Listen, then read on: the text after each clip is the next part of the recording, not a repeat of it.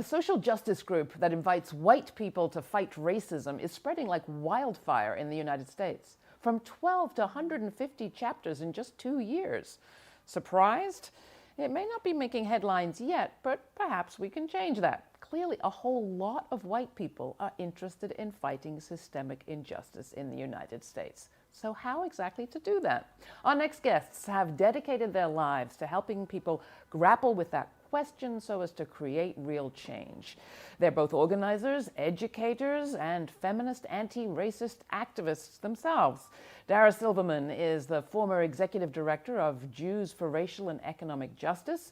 She's currently the national coordinator for SURGE, Showing Up for Racial Justice, the network I mentioned at the top. Chris Kruss is the former coordinator of Catalyst Project, an anti-racist training organization in the Bay Area, and he's the author most recently of Towards the Other America, Anti-Racist Resources for White People Taking Action for Black Lives Matter.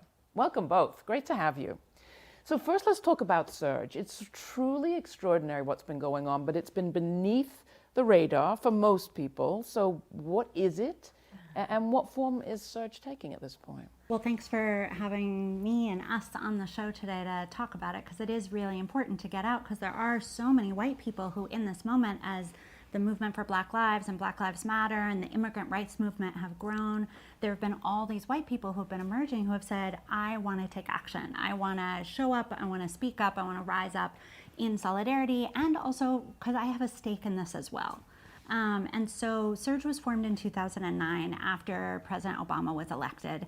And while there was a moment during his election campaign when a lot of people, particularly white people, thought, oh, we're going to move into this post-racial society, in fact, what we saw was that there was a rise in hate crimes, a rise in right-wing organizing, militia organizing, and in attacks on Obama and people like Van Jones and other people of color in his administration.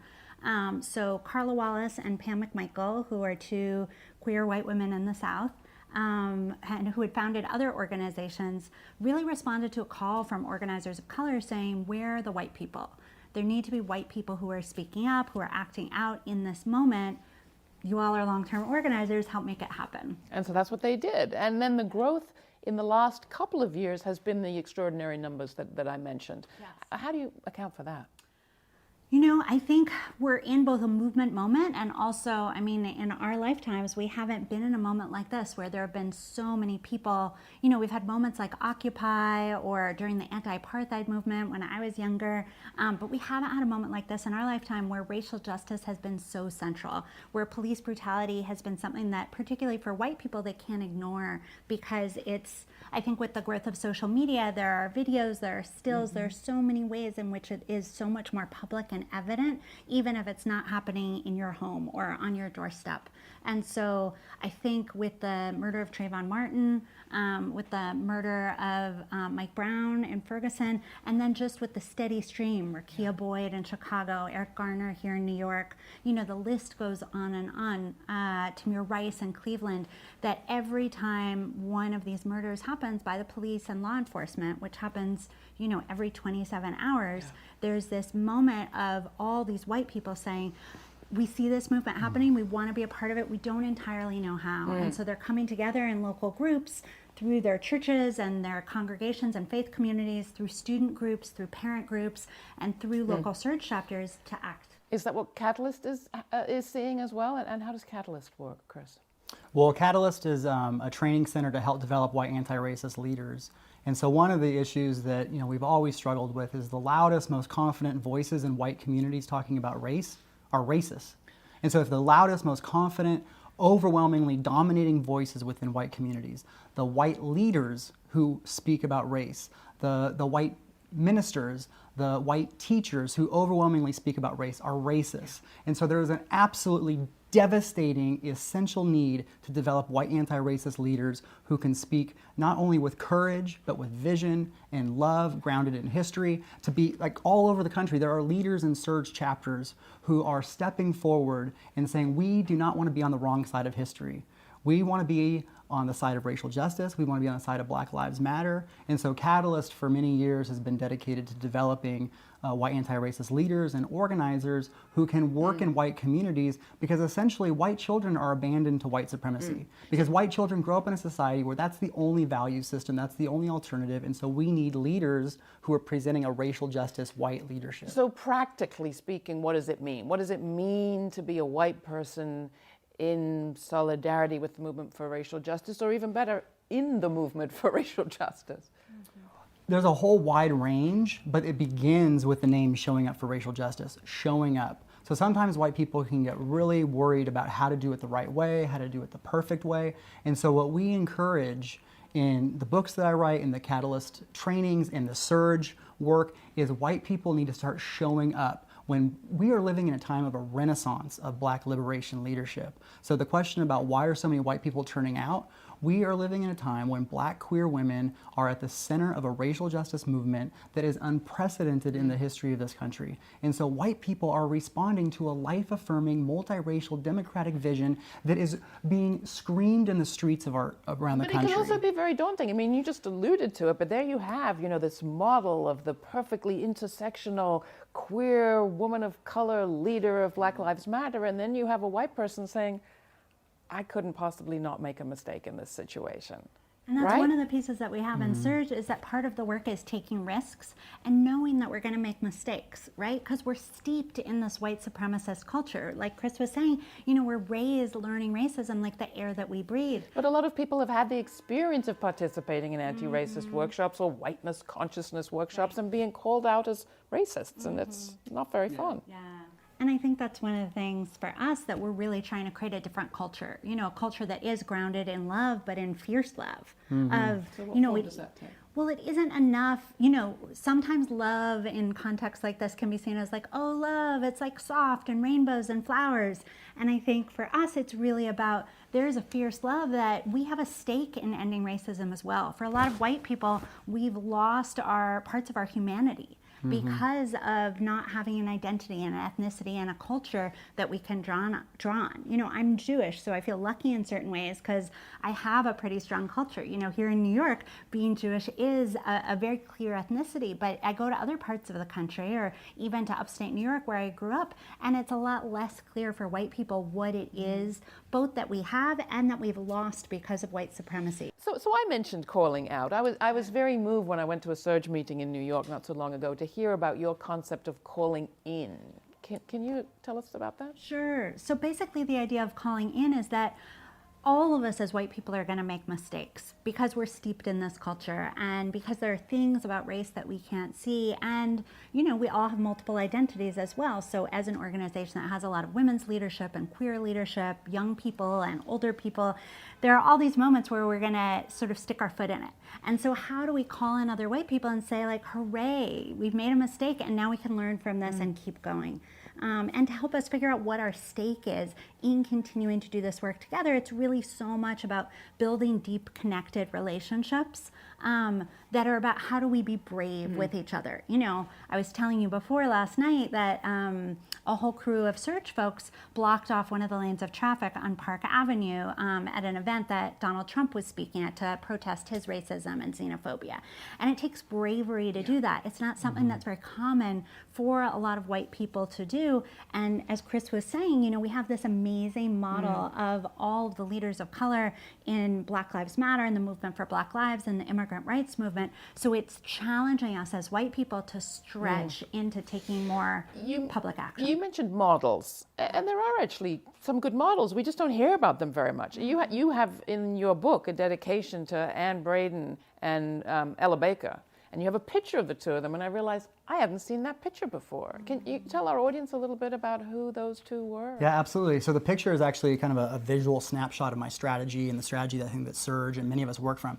So it's Ella Baker, who's organizing in Black working class communities throughout the South in the 50s and 60s, who's working to build up Black working class power against Jim Crow apartheid with the vision of building then citizenship and dynamic power for a multiracial democracy around the country. And Braden is committed to winning the hearts and minds of white Southerners away from the death culture culture of white supremacy and into a life-affirming, multiracial, democratic vision. So Ann Braden is organizing in white communities to help build up white support, participation, and leadership within the civil rights movement.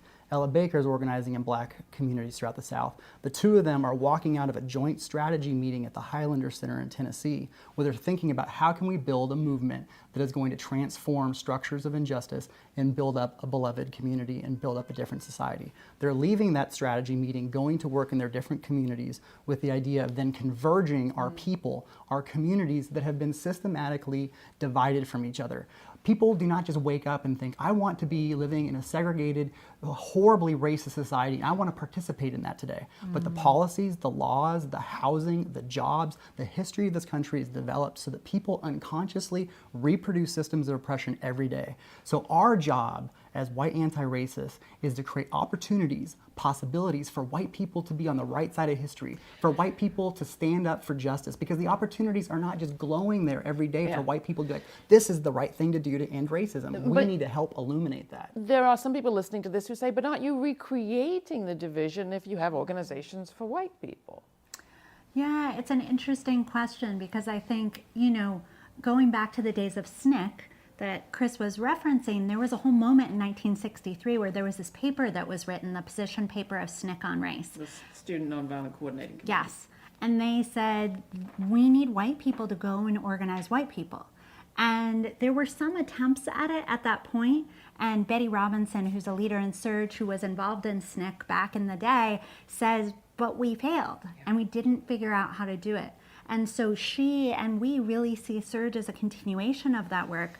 You know, like Chris was saying, of to have a powerful multiracial movement, we actually believe that the role of white people is to organize other white people to be in multiracial formations, but that because of the society we live in at this point, it is so segregated that there are so many places that are primarily white, where white people are primarily encountering other white people, cooking and going to school and working with. And so how do we take advantage of those natural relationships that already exist to move people based on those relationships into action? Now, it's not as if we are only race or only class or only gender. We tend to, all of us, be a mixture of all those things and other things besides. You've written very beautifully in another of your books, Chris, Toward Collective Liberation, about your struggle with patriarchy and male bias and sexism.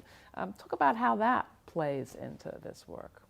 Well, supremacy systems are deeply committed to maintaining power at the top. So Occupy talked about the 1% and, you know, wealth and power going to the top. Well, systems have to be maintained, and one of the ways they're maintained is through dividing people and creating, you know, we often talk about oppression and privilege, but there's also ruling class power. So ruling class power means deciding the policies, the neighborhoods, the jobs, the way that people who have privilege and oppression then live. And so for those of us who have been raised white and given certain psychological and cultural privileges around whiteness, like W.E.B. Du Bois talked about, have been divided from other working class and poor people of color who also don't have health care, who are also trying to have meaningful wages, and who gender? are also...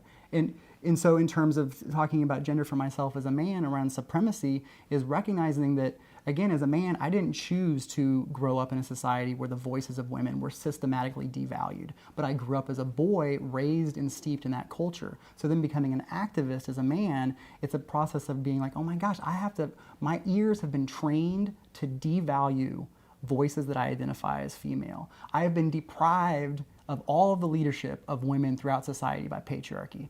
Patriarchy is a nightmare in our movement that then devalues the leadership of women in the movement and genderqueer and trans people in the movement. And so patriarchy, again, is a system where it raises boys to not only devalue the leadership of women, but then also to be malnourished of the leadership that women bring throughout history. So how do you be an anti-racist, anti-sexist white male leader? You take a deep breath and you connect the long tradition of everyday people working for liberation, seeing systems and cultures of oppression and supremacy systems, and realize that the most life-affirming, soul-nourishing, raising my boys, I have 2 white boys, I want them to grow up in beloved, multiracial, anti-racist, feminist community, and I would be delusional to not realize that patriarchy and white supremacy are not working on their hearts every day. And so for me, I take a deep breath, I see all the incredible people around me who I'm working alongside and working behind at times, And we do this work not because of my own personal, I need to do this for me, and it goes back to this calling out thing. I'm not doing this to prove myself to be the perfect anti-racist, the perfect male feminist. I want to do this work with millions of other people who are engaged in a project of liberation because our souls and our hearts and our communities and our families and our children and our ancestors call us into this moment. So it's not about trying to tear down other white people for making mistakes. It's about loving white people fiercely enough to see not just their mistake, but their opportunity for growth and their possibility for being a part of a surge chapter or some other effort that's going to contribute towards racial justice. It's about loving our people enough to want to get everyone free from white supremacy, including white people in this death culture of supremacy that impacts my heart as a man and impacts my heart as a white person. So feminism and anti-racism means we all get free. How is gender and class emerging amongst the white people working for racial justice in Surge, or is it? Well, you know, Surge was founded by 2 queer women, and we've always had a majority, like most social justice movements, of female and queer and trans leadership. So I think that's been there. And I think the other theme underneath that's been there has been a real theme of working class and poor leadership as well. So Surge, no conflict, everything is just honey smooth there's tons glorious. Of conflict. I don't want to present it like it's all hunky-dory, but I think it's an ongoing struggle that we're engaging with, right? Like, how do we build an intersectional white organization that is committed to racial justice that carries that same analysis about what our stake is and that we're going to make mistakes over to our analysis about how can I as a middle class person be in solidarity with poor and working class white people in their struggles. So what does that mean when the group that we partner with in Oregon, the Rural Organizing Project, is fighting against militias that are taking over the public services that are being abandoned by state government in Oregon because they've defunded it all through huge tax cuts? You know, what does that mean in upstate New York, where I grew up, when factories are closing down and there's an offer for a prisoner detention center to come in? How do we build solidarity with poor and working class white people at the center of this movement? Because one of the things that we've seen with the rise of Donald Trump and other right-wing politicians is that there is a real sense of white suffering and white rage that's out there right now. Well, that was going to be my last and next question, which has to do with the legacy of this moment. The 2016 presidential race has not been pretty on the race front. I'd love to hear your thoughts on what the legacy of this might be. And then I have to also say I was struck this spring by the reaction to the Chicago Police Task Force report that revealed that people of color in Chicago were completely right in believing that there was brutal, long-standing, deeply embedded racism in the police force, and it received almost a blip, nothing more than a blip in commercial media, although it was on the front page of the New York Times. I think about a minute's of coverage on MSNBC. So you have on the one hand very loud race conversation, and on the other hand a lot of silence. Which one of you wants to respond? How do you think this is all going to shake out? Chris? I mean, both. Well, I mean, I think with the Chicago report, I mean, it just shows that resistance changes things. And so, again, with Ferguson, with, Tamir Rice, it's not that these killings are new. It's not that this state violence is new. It's that this level of resistance, this black renaissance of leadership, is changing the political reality of the country. So forcing there to be a task force at all. Forcing the names of people who've been murdered to become headlines, forcing the conversations to be headlines. Millions of white people's minds are being blown by the reality of racism because black resistance is making it a front burner issue. And then reports like this come out that confirm, yes, this is actually what's been going on. And so I think the legacy of this moment of the rise of it, Ted Cruz, Trump, GOP, most of my family, white working class family, would be Trump and Cruz supporters. And I remember arguing with them as a kid all the time about, because again, the confident voices in my family would be racist voices. And there'd be good, awkward, uncomfortable white people who would also try to challenge that racism but didn't feel as confident because they didn't have role models all around them. And like my mom would challenge the racism. She would challenge the racism, but the racists had all these facts and the headlines behind them and social legitimacy. But nonetheless, in my family. The reality of jobs, of where resources are being taken from the community is all real.